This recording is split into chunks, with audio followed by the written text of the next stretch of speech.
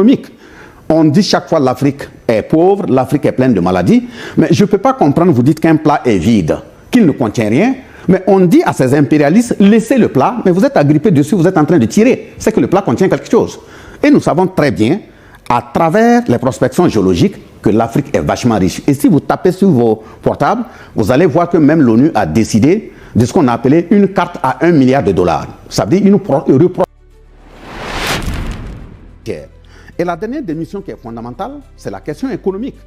On dit chaque fois l'Afrique est pauvre, l'Afrique est pleine de maladies, mais je ne peux pas comprendre, vous dites qu'un plat est vide, qu'il ne contient rien, mais on dit à ces impérialistes, laissez le plat, mais vous êtes agrippé dessus, vous êtes en train de tirer. C'est que le plat contient quelque chose. Et nous savons très bien, à travers les prospections géologiques, que l'Afrique est vachement riche. Et si vous tapez sur vos portables, vous allez voir que même l'ONU a décidé de ce qu'on a appelé une carte à 1 milliard de dollars. Ça veut dire une reprospection de l'Afrique à une nouvelle échelle pour aller à des exploitations. Mais exploiter pour qui? Donc, cette dernière mission, c'est de faire en sorte que le sous-sol et les ressources forestières et autres appartiennent aux Africains et doivent être transformées pour leur bien-être. Parce qu'on n'est pas fier de voir chaque fois la jeunesse mourir en plein océan, des corps qui nous sont ramenés par les eaux ou mourir sur des routes des déserts. Nous sommes riches et nous souhaitons que cette richesse profite d'abord aux Africains avant de passer à toute autre chose. Oui, mais beaucoup sont impatients, surtout sur la question économique. La monnaie de l'AES, c'est pour quand? Mais justement, on comprend l'impatience des uns des autres. Mais qu'ils comprennent que quand on nage dans une boue de près de 62 ans, 1960 à aujourd'hui, voire même plus, puisque le franc CFA a été créé en 1945 par un décret signé par le général de Gaulle, lui-même qui a refusé que les États-Unis frappent monnaie pour eux. Donc, c'est sur cette monnaie nous vivons qui est le franc CFA.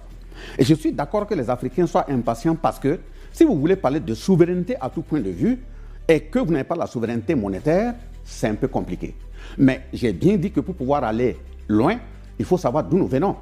Et quand on regarde dans le rétroviseur d'où nous venons, il y a eu l'indépendance de la Guinée, par exemple, en 1958 avec feu Sékou Touré, dont je salue sa mémoire. Mais vous avez vu que quand De Gaulle a dit à Sékou Touré, si vous voulez votre indépendance, prenez-la tout de suite, ils ont procédé à un saccage systématique de toute l'administration. Mais quand la Guinée a pu mettre tout en œuvre pour fabriquer sa monnaie, la Guinée a été inondée de faux billets. Il en est de même que la monnaie malienne, puisqu'à un moment donné, le Mali avait quitté le franc CFA, il battait monnaie, ça a été également le même procédé. Donc il y a des voix impérialistes qui crient, qui nous poussent à dire, mais vous parlez de monnaie, vous en êtes où? Mais leur problème c'est où? D'abord c'est une monnaie pour l'espace confédéral, ce n'est pas une monnaie française. Donc à leur niveau, je leur pose la question, pourquoi ils sont pressés? Quand je gratte un peu, je constate qu'ils sont pressés parce qu'ils sont très mal à l'aise dans la mesure où tous les achats au niveau international devaient passer par eux. Si vous voulez payer en yuan, si vous voulez payer en dollars, dès lors que c'est le franc CFA qui est utilisé, et c'est eux qui fabriquent, et ils ont des retombées là-dessus, ils n'ont plus ces retombées. Deuxième élément, ils n'arrivent pas à contrôler le matériel que nous arrivons à faire venir chez nous. Ils se posent la question, nous payons avec quoi? Même si c'est avec du sable qu'on paie, c'est nous qui avons décidé avec nos partenaires de payer, ce n'est pas leur problème. Maintenant, par rapport à nos frères et sœurs africains, je les comprends parfaitement, mais c'est de dire que quelqu'un qui veut aller loin manage correctement sa monture. Parce que la question de la confédération, j'ai bien dit qu'au niveau des missions, des 8 missions des commissions, c'est de faire des études prospectives pour voir comment on peut évoluer de la confédération vers la fédération. Donc ce n'est pas un combat qui doit se limiter, nous, à notre génération. C'est un combat pour l'infini. Donc posons les bases fondamentalement qui peuvent être très fortes, de sorte que la maison puisse tenir. Parce que si nous partons dans tous les sens et la précipitation, on peut faire un mastodonte très visible de très loin, mais à la moindre tempête, les piliers ne vont pas tenir. Donc la question de la monnaie AES, le général Tchiani, son excellence, l'a clairement dit, qu'ils sont en train de travailler là-dessus. En temps opportun, les techniciens seront autorisés de sortir et communiquer là-dessus. L'essentiel est que les Africains, notamment les populations au niveau de l'espace AES, ne manquent pas d'eau à boire, ne manquent pas à manger, ne manquent pas des moyens de soins, etc. Vous avez vu même dans ce cadre, sans que la monnaie ne sorte, depuis 1960, ça a été l'année dernière, au mois de juillet, qu'il y a eu la première transplantation rénale à Ouagadougou, au Burkina Faso. Donc, ça veut dire qu'on n'attend pas la monnaie pour impacter le développement sur le terrain, tout en étant tout à fait d'accord qu'on ne peut pas parler de souveraineté économique sans avoir notre monnaie. Que l'ensemble des Africains soient rassurés, les chefs d'État sont dans leur laboratoire et quand ils vont sortir, en temps opportun, ça sera fait. Mais justement, sur la question du développement, vous avez des indicateurs très intéressants. J'ai lu un de vos repas la semaine dernière où il est démontré qu'en 2 ans, la balance commerciale du Burkina est désormais excédentaire. Comment vous avez pu faire ça? La première fois que ça arrive en Afrique surtout au sud du Sahara. Comment vous avez fait? Par quelle magie vous procédez?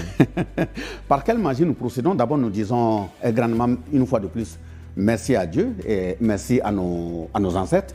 Et je l'ai dit tantôt que l'orientation économique qui est prise, c'est de faire en sorte à ce que nous produisons ce que nous consommons et consommer ce que nous produisons. En regardant, vous avez vu, en 2024, le chef de l'État a fait en sorte que chacun passe devant lui à vérifier les budgets de ton institution ligne par ligne et biffer l'ensemble des éléments qui ne nous permettaient pas d'être autonomes et compter sur nous-mêmes. Le seul élément que je peux citer ici, par exemple, vous avez vu qu'on a vu même il y avait des connexions avec certains journaux qui étaient payés pour faire la laudation ou les louanges de certains dirigeants. Donc quand on biffe des lignes financières comme ça, c'est recentré à l'intérieur. Le deuxième élément, quand vous avez une puissance impérialiste qui vous met sous boisseau, qui vous tenaille dans tous les sens, et vous prenez l'engagement, le sacrifice nécessaire de réorienter les partenaires, vous arrivez à avoir non seulement du matériel à très bon coût, ça c'est un, et du matériel de qualité. Ça c'est le deuxième aspect. Ça veut dire que des choses qui étaient surfacturées à tout point de vue, dont la qualité pouvait même rester douteuse, aujourd'hui on les a nettement moins chères. Ça, c'est un. Et deuxièmement, c'est la qualité parce que nous aussi, nous partons à la source. Et encore que quand on commande, les délais faux qui nous étaient appliqués avant ne sont plus à l'ordre du jour. Le troisième élément, il faut savoir que nos populations qu'il faut féliciter, les travailleurs qu'il faut féliciter, c'est véritablement des révolutionnaires. Chacun au charbon, malgré qu'il y a des difficultés. Vous avez vu, le chef de l'État a pris tout dernièrement une décision en disant tous les arriérés qui ont été accumulés au niveau des agents de santé, qui n'ont pas fait des mouvements de revendication, en comprenant la période, il a dit de tout liquider. Donc l'ensemble, la qualité du choix de nos partenaires, la façon de gérer notre budget interne, la façon d'aller à la source payer pour ne pas faire des contournements, il est tout à fait clair que la balance ne peut pas être excédentaire à notre niveau. L'Alliance des États du Sahel est souvent perçue comme un défi au bloc de la CEDEAO. Comment gérez-vous ce basculement géopolitique et dans quelle mesure la nouvelle stratégie du Togo pour l'AES, vous venez d'ailleurs d'assister à une conférence sur ce sujet, comment cette nouvelle stratégie va davantage contribuer à l'atteinte des objectifs de votre alliance? Oui, la nouvelle stratégie pour l'AES, sur laquelle nous avons été invités, nous avons pris part à cette grande réunion historique. Et nous tenons une fois de plus à réitérer nos félicitations, non seulement à son Excellence le Président du Conseil, mais aussi à son ministre des Affaires étrangères, son Excellence Robert. Je l'ai traité hier d'un arbre à palabre qui trouve son fondement dans l'article 30 de la Charte de Kouroukanfouga, de 1236, qui dit qu'à un moment donné, il faut que dans la famille, on se parle. Ils ont eu le courage de réunir l'ensemble des acteurs et même les partenaires, même si pour certains, ce partenariat, il faut mettre ça entre griffes. La journée d'hier a été une journée historique dans la mesure où des vérités se sont dites.